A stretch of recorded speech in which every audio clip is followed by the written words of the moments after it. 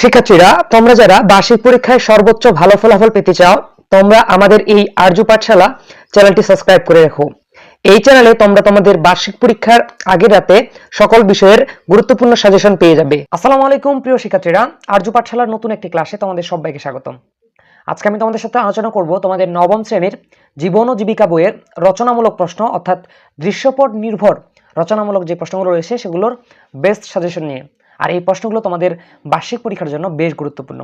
তো চলো আমরা যে প্রশ্নগুলো রয়েছে সেগুলো দেখে নিই। দেখো, আমাদের মূলত যে প্রশ্নগুলো রয়েছে সেগুলো হচ্ছে, দেখো এই সৃজনশীলগুলো আমরা 7 পর্যন্ত, 1 থেকে 7 পর্যন্ত আজকে মূলত আমরা সেগুলো নিয়ে আলোচনা করবো এবং তোমাদেরকে বুঝিয়ে দেওয়ার চেষ্টা করব।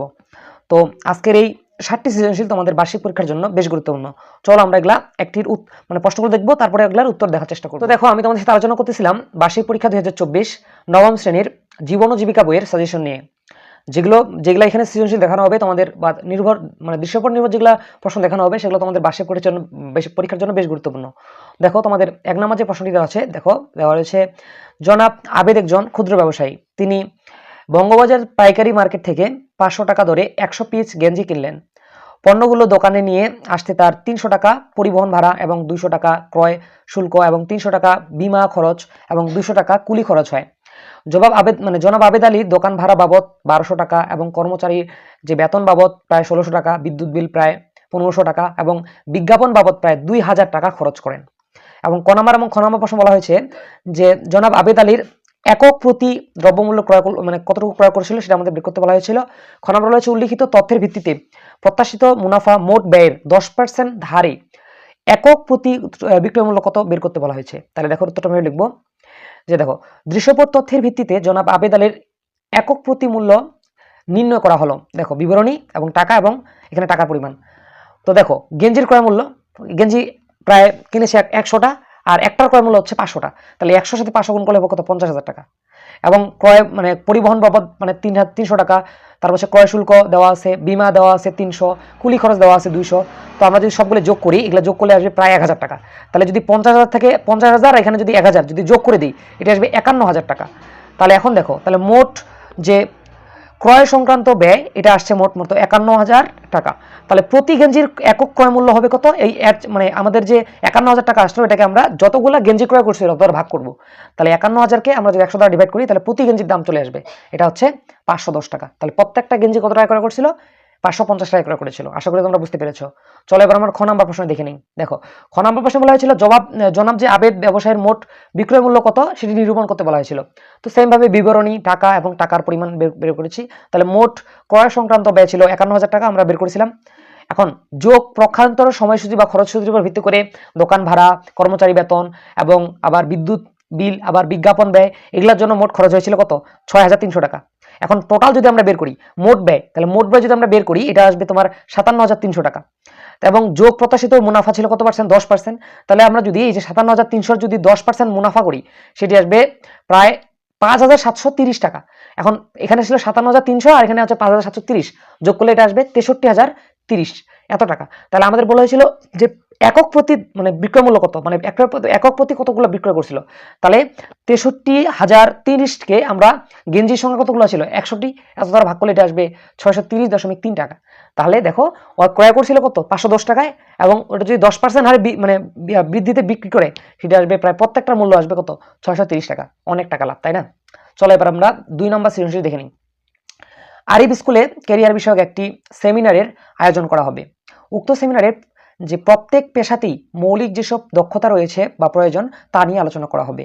পাশাপাশি কিভাবে এসব দক্ষতা অর্জন করা যায় তা নিয়েও একটি দিক নির্দেশনামূলক বক্তব্য থাকবে। এজন্য বক্তৃতার যে স্ক্রিপ্ট তৈরির দায়িত্ব আরিফের উপর পড়ল।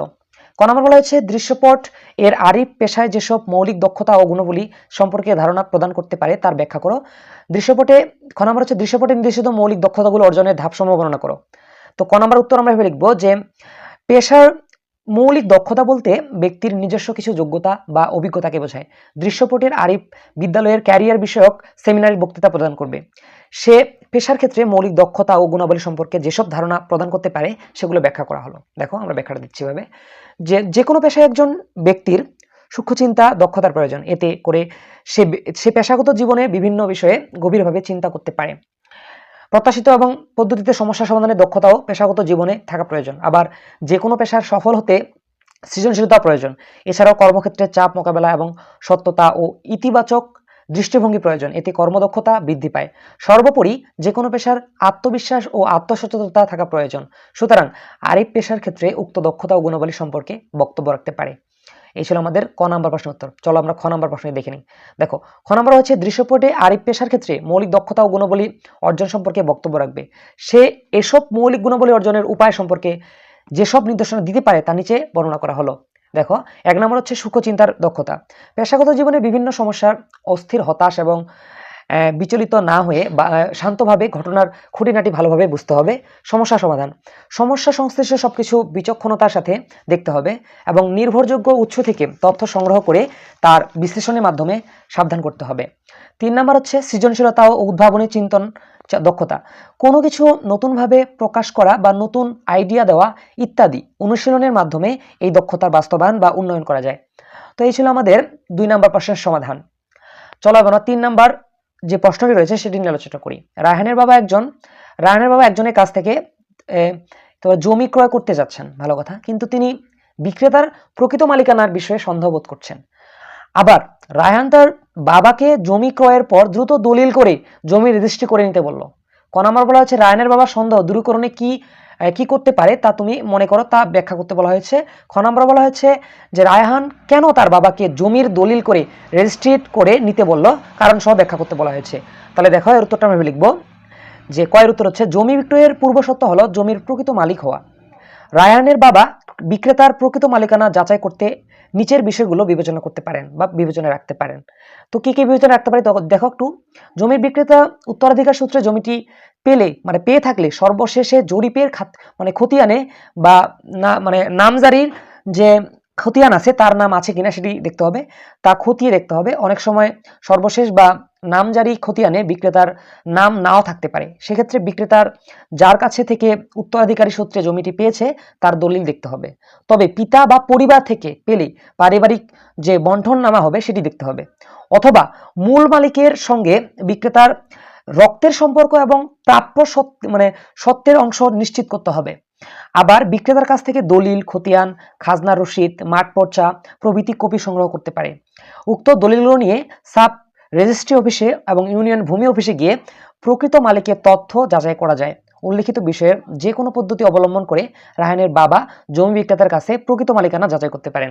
এই ছিল আমাদের ক নম্বর প্রশ্ন উত্তর। চলো এবার আমরা খ নম্বর প্রশ্ন দেখে নিই। দেখো, খ নম্বর প্রশ্ন হচ্ছে প্রকৃত মালিকানা স্থানান্তর করার সুবিধার্থে রায়হান তার বাবার জমির দলিল করে রেজিস্ট্রি করে নিতে বলল। দেখো, যে কোনো প্রকার স্বাত্ব বা মালিকানা স্থানান্তরের ক্ষেত্রে গুরুত্বপূর্ণ প্রমাণ হচ্ছে দলিল। এই দলিলের মাধ্যমে কোনো জমি বা ফ্ল্যাটের উপর কোনো ব্যক্তি বা প্রতিষ্ঠানের মালিকানা প্রতিষ্ঠিত হয়। দলিল ক্রয় মালিকানার তথ্যাদি, ক্রেতা এবং বিক্রেতার প্রয়োজনীয় তথ্য, জমির অবস্থান সম্পর্কে তথ্য যেমন ডাক নম্বর, খতিয়ান নম্বর প্রভৃতি বিষয় সহ আরও প্রয়োজনীয় তথ্যাদি লিপিবদ্ধ থাকে। জমির দলিলটি সরকার মুদ্রিত যে জুডিশিয়াল স্ট্যাম্পের উপর প্রস্তুত করা হয়। এছাড়াও সাব রেজিস্ট্রি অফিসে নির্দিষ্ট ফি জমা দিয়ে রেজিস্ট্রি সম্পন্ন করতে হয়। রেজিস্ট্রি সঠিকভাবে সম্পন্ন করলে জমির মালিকানা বিক্রেতার কাছ থেকে ক্রেতার কাছে স্থানান্তর হবে। রেজিস্ট্রিবিহীন মালিকানার দলিল আইনগতভাবে গ্রহণযোগ্য হয় না। এসব কারণেই রায়হান তার বাবাকে প্রথমে দ্রুত খতিয়াননামা তৈরি করতে বলা হয়েছিল। আশা করি তোমরা 3 নম্বর প্রশ্ন বুঝতে পেরেছ। চলো এবার আমরা 4 নম্বর যে প্রশ্নটি রয়েছে সেটি নিয়ে আলোচনা করি। দেখো, 4 নম্বর হচ্ছে জাহিদ 6 মাস পূর্বে ছোট্ট পরিসরে ক্ষুদ্র ব্যবসা শুরু করেন। সে তার ব্যবসায় ব্র্যান্ডিং এবং মার্কেটিং পরিকল্পনা যথাযথ অনুসরণ করে সে তার ব্যবসাটিকে যথার্থ পর্যবেক্ষণে রাখে। তার ব্যবসায় যে গ্রাহক পরিষেবা অত্যন্ত মানসম্পন্ন হওয়ায় ক্রেতার বিক্রেতার ইতিবাচক। তার যে ব্যবসায়িক কিছু আর্থিক তথ্য নিরূপণ করা হলো। মূলধনের পরিমাণ ছিল প্রায় 80,000 টাকা, সম্পদের পরিমাণ ছিল 90,000 টাকা এবং বিক্রয় ছিল 1,30,000 এবং পণ্য বিক্রয়ের ব্যয় ছিল 1 লক্ষ টাকা। মোট বিনিয়োগ ছিল মুনাফা ছিল 90,000 টাকা এবং তার ব্যয় ছিল 65,000 টাকা। নিট মুনাফা যদি আমরা কল্পনা করি, নিট মূলধন বা মুনাফা সেটা ছিল 85,000 টাকা। তো ক নম্বর বলা হচ্ছে জাহিদের ব্যবসায় সফলতার কারণ কি কি হতে পারে বলে তুমি মনে করো, ব্যাখ্যা করো। খ নম্বর বলা হচ্ছে জাহিদের ব্যবসায় মোট মুনাফা ও মার্জিন, নিট মুনাফা, মার্জিন, রিটার্ন অন যে ক্যাপিটাল আছে সেটা, রিটার্ন অন অ্যাসেটস বা অ্যাসেট সম্পদ আবর্তন বের করতে বলা হয়েছে। চলো আমরা সমাধানগুলো দেখে নিই। দেখো, ক নাম্বার সমাধান এভাবে করবো আমরা যে দৃশ্যপটে জাহিদ 6 মাস পূর্বে ছোট্ট পরিসরে একটি ক্ষুদ্র ব্যবসা শুরু করেন। এক্ষেত্রে তার সফলতার প্রধান কারণগুলো হতে পারে যে ব্যবসায় ব্র্যান্ডিং এবং মার্কেটিং সঠিক পরিকল্পনা। এই কাজটি তার ব্যবসায়িক যে ক্রেতা সাধারণের কাছে সুন্দরভাবে ফুটিয়ে তুলেছে। এর মাধ্যমে তার ব্যবসায়ী বিক্রি বাড়ছে। ছোট পরিবার, প্রাথমিক পর্যায়ে জাহিদ ক্ষুদ্র পরিসরে ব্যবসা শুরু করে সুন্দর পরিকল্পনা করেছে। শুরুতেই ছোট্ট পরিসরে ব্যবসা করায় সে ভালো ফিডব্যাক পেয়েছে। এরপর হচ্ছে মানসম্মত গ্রাহক পরিষেবা। গ্রাহকের সন্তোষের প্রদানের লক্ষ্যে সে যথাযথ পরিবেশের ব্যবস্থা করেছে, মানে পরিষেবার ব্যবস্থা করেছে, ফ্রি সার্ভিসিং, ওয়ারেন্টি গ্যারান্টি সেবা আর ব্যবসা গ্রাহকদের কাছ থেকে গ্রহণযোগ্য করে তুলেছে। এতে তার বিক্রি এবং মুনাফা তুলনামূলক বেড়েছে। এবং 4 নম্বর পয়েন্ট আমরা লিখতে পারি এভাবে, যথাযথ পর্যবেক্ষণ। জাহিদ তার ব্যবসাকে যথাযথ পর্যবেক্ষণে রেখেছে। এতে ব্যবসায়িক কোনো ভুল ত্রুটি হলে সে সমাধান করতে পেরেছে। ফলে সকল কার্যক্রম সঠিকভাবে সম্পন্ন হয়েছে। এতে তার যে সার্বিকভাবে মুনাফা বেড়েই চলেছে। তো এখন আমরা খ নাম্বার প্রশ্নের যে তার যে প্রাপ্ত যে মুনাফাটা ছিল আমরা বের করব, মানে মোট মুনাফা মার্জিনটা কত সেটা বের করব। তো জাহিদের ব্যবসার মোট মুনাফা মার্জিন বের করি। মোট মুনাফা মার্জিনের সূত্র হচ্ছে মোট মুনাফা ইন্টু বিক্রয় মূল্য ইন্টু 100। তো মোট মুনাফা ছিল 90,000, তারপর হচ্ছে বিক্রয় মূল্য ছিল 1,000, মানে 1,30,000। 100 দ্বারা ডিভাইড করলে এটা আসবে কত? এটা আসবে 69.23%। সেম ভাবে আমরা যখন যে ইয়ার ক্ষেত্রে আর কি বিক্রয় মূল্যের জন্য বের করবো, এটা 65.38% আসবে।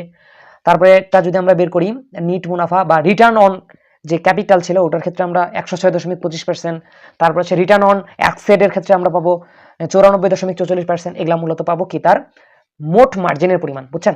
আচ্ছা, 5 নম্বরে আমরা বের করতে পারি যে সম্পদ আবর্তন অনুপাত, বিক্রয় মূল্য আর মোট সম্পদ। বিক্রয় মূল্য জায়গায় বিক্রয় মূল্য এবং মোট সম্পদ ছিল 90,000, ব্যবহার করলাম। এটা আসছে 1.44 বার। তাহলে দেখো এটি আমাদের ছিল উত্তর। চলো এবার আমরা 5 নম্বর প্রশ্ন দেখে নিই।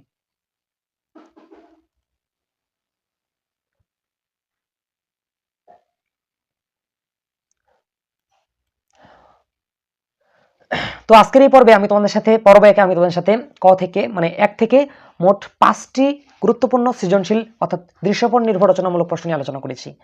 দ্বিতীয় পর্বে আমি তোমাদের সাথে বাকি যেই 4টি প্রশ্ন রয়েছে গুরুত্বপূর্ণ সেগুলো নিয়ে আলোচনা করব। তো পরবর্তী ক্লাসে আমন্ত্রণ জানিয়ে আজকের এই ক্লাসটি আমি এখানে শেষ করছি। তোমরা যারা এখনো আমাদের এই আর্য পাঠশালা চ্যানেলটি সাবস্ক্রাইব করোনি, তোমরা আমাদের এই চ্যানেলটি সাবস্ক্রাইব করে রাখো পরবর্তী ক্লাসগুলো সবার আগে পাওয়ার জন্য।